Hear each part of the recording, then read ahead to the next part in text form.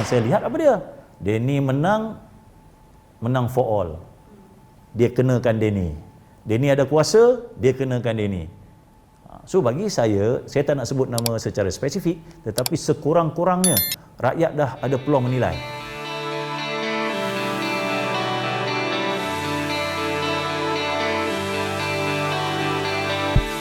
Okey, saya macam ni tau. Bagi saya kadang-kadang orang beranggapan bahawa proses pilihan raya tersebut ialah jawapan kepada semua permasalahan bernegara. Kalau macam tu, kita seolah menyerahkan segala-galanya kepada satu proses yang berlaku selama 4 ke 5 tahun sekali. Sebab tu dalam pengajaran demokrasi, dia boleh lihat demokrasi itu sekurang-kurangnya ada dua sisi pandang. Satu, demokrasi yang mana bermaksud hanyalah satu proses pemilihan di kalangan suara rakyat dan mereka yang terpilih itu ialah pemimpin. Itu satu aspek. Tapi aspek sebenar demokrasi merujuk kepada pelbagai aspek lain. Contohnya, hak asasi manusia, sistem bernegara hukum. Kenapa penting? Kerana sistem bernegara hukum akan menentukan bagaimana orang yang lemah juga boleh dilindungi. Isu hak asasi manusia, bagaimana kerajaan yang kalau terlalu kuat, dia akan menyalahgunakan kuasanya sehingga menyebabkan orang rakyat biasa akan ditindas. Perkara itu semua takkan terjawab dalam hanya proses 4 tahun sekali itu. Sebab itu contoh yang dibangkitkan tadi, kalau anak muda tak yakin, jadi anak muda kena pastikan juga, bukan proses 4 tahun sekali, 5 tahun sekali itu, anak muda kena pastikan.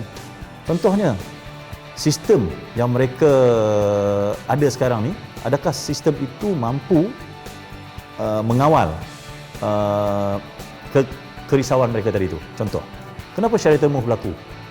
Pertama sekali, tidak ada undang-undang yang mengikat ketika itu hak untuk melompat parti. Jadi selepas itu sekarang ni ada undang-undang hak. Adakah dia menjawab segala? Belum tentu juga. Tapi sekurang-kurangnya dia telah meminimalkan risiko tersebut. Okay. Apa lagi kerisauan anak muda? Kita pilih dia bukan nak wakil kita, dia nak wakil suara parti. Dalam kampung kadang-kadang kawan saya kata, alah dia kita pilih dia, lepas ni bukan dia dengar cakap kita, dia dengar cakap parti. Itu kerana hari ini kita lepaskan hak kita 100% kepada parti. Parti bagi saya, parti politik perlu wujud dalam era demokrasi moden ini kerana kita memerlukan satu wadah untuk mengurus. Contoh saya kata tadi, kepimpinan politik memerlukan kaderisasi. Takkanlah katalah hang kerja media, hang nak buat kaderisasi, buat apa? Betul tak? Jadi parti politik yang bekerja mengenal pasti calon-calon bakat-bakat dan mendidik bakat tersebut. Sebab tu hari ini katalah seorang calon tersebut, saudari pergi tanya dia, apa ideologi parti awak? Apa visi parti? Dia tak ada jawab. Jadi itu dari situ kita dah tahu dah, itulah risiko permasalahan. Kerana dia bukan pemimpin yang dididik. So hari ini bagi saya, apa yang dirisau oleh anak muda tersebut sebenarnya boleh diminimalkan risiko dia kalau anak muda sendiri menjadi, kita panggil, pengawal.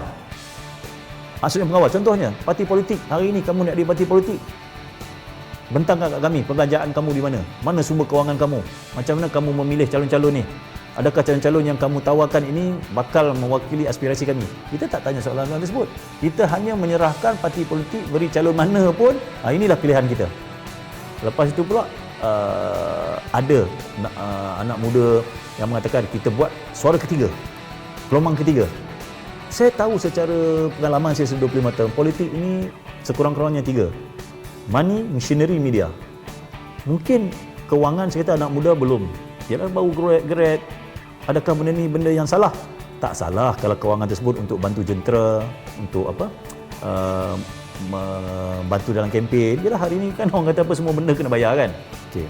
Kedua, jentera. Parti politik kalau kita lihat ialah memang dibina untuk membina jentera seluruh Malaysia. Sebab itu bila berlakunya pilihan raya mereka ada jentera. Kononnya third force itu belum tentu ada. Okey, yang ketiga, akhir sekali bagi saya, media. Kadang-kadang kekuatan media tak semua orang ada. Sebab hari ini kenapa media penting? Dia merupakan satu perkara politik, ini perkara yang bersalingan, maksudnya bukan satu arah, dua arah. Jadi kalau tak ada media yang efektif, jadi perkara tersebut tak berlaku. So bagi saya sebenarnya hari ini kita perlu sedar bahawa demokrasi itu tidak akan berfungsi dengan baik kalau sistem sokongannya itu antaranya ialah rule of law-nya, undang-undangnya itu tidak dilengkapkan, dah lengkap mesti dipastikan berfungsi. Kedua, kita kena pastikan etikanya juga. Contoh hari ini, di dalam kempen-kempen hari ini timbul satu isu, ini ada panggil kepala otak hang lah, apa benda lah, ada yang sampai kononnya tak hormati gender lah. Perkara itu semua berlaku kerana perkara tersebut tidak dididik. So, sebab itu cabaran yang bagi saya yang selanjutnya ialah bagaimana membina budaya demokrasi. Budaya ni bagi saya bukan satu perkara yang boleh kita hari ni buat budaya, tak. Budaya itu perlu dibina, dipupuk. Dan cabaran budaya selalunya satu bagi saya, teladan. Hari ini kita kurang teladan. Katakanlah hari ini saya tanya saudari, siapa yang telah menunjukkan satu teladan yang baik dalam berdemokrasi? Tunjuk saya teladan. Yang saya lihat apa dia? Denny menang for all. Dia kenakan Denny. Denny ada kuasa, dia kenakan Denny. So bagi saya tak nak sebut nama secara spesifik, tetapi sekurang-kurangnya rakyat dah ada peluang menilai. Oh, Denny rupanya bila dia ada kuasa, color warna yang sebenar pun terselah. Oh, Denny kalau dia tak ada kuasa, dia rasa dia lah selalu kena victim. Tapi bila dia ada kuasa pula, dia pula menyusahkan orang. Sebab itu Abraham Lincoln kata, to test a person or character a person, give him power. So hari ini bagi saya dua-dua dah dapat power. Cuma beza sikit, ada kuasa di kerajaan negeri, ada kuasa di kerajaan pusat, ada kuasa di kerajaan tempatan. So cuma yang saya rakyat tahu ialah sekecil-kecil kuasa tu ialah semua ada nilai.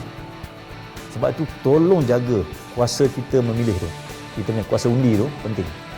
Dan saya selalu katakan ketika mana saya jadi penasihat di SPRM, yang paling penting ialah bukannya untuk mengawal selepas YB ataupun pemimpin tersebut dah menjadi YB. Kita kena kawal sebelum dia jadi YB. Kalau dia dah jadi YB, jadi menteri, nanti kita susah, kita segan dengan dia.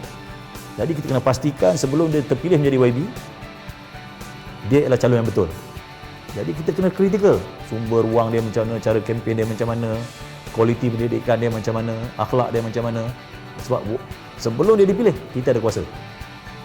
So bagi saya hari ini, apa yang tadi diresahkan anak muda tadi pun, saya kata memang akan berlaku Sheraton ke, memang akan berlaku kita panggil pengkhianatan kalau rakyat itu sendiri tak faham bahawa hak dia itu bukannya hak 4 tahun 5 tahun sekali. Hak demokrasi itu berterusan. Itu pandangan saya lah.